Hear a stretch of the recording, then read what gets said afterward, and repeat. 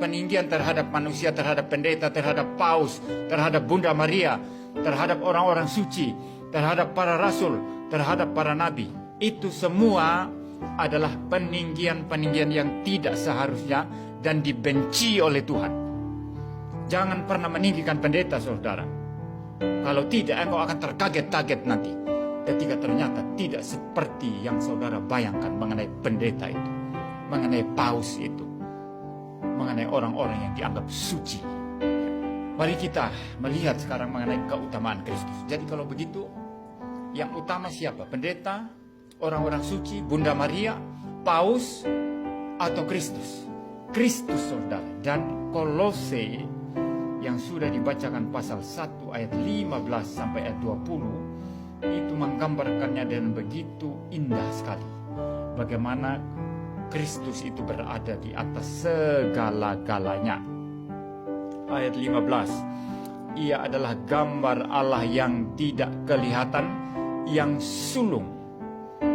Ia adalah gambar Allah yang tidak kelihatan. Maksudnya apa ini? Allah itu adalah roh. Roh kelihatan apa tidak? Roh tidak kelihatan. Tetapi Kristuslah yang menyatakan Allah yang tidak kelihatan itu kepada kita.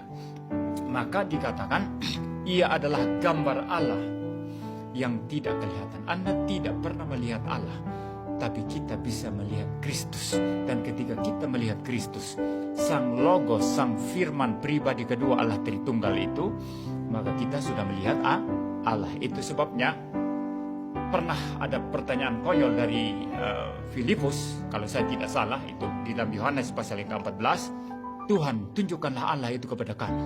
Maka Tuhan Yesus berkata, engkau sekian lama bersama-sama dengan aku, tapi engkau tidak mengenal aku. Maksudnya apa ini, saudara?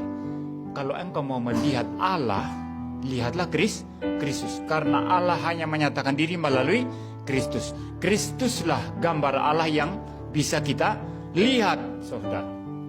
Lalu apa bedanya dengan kita sebagai manusia yang dicipta menurut gambar dan rupa Allah?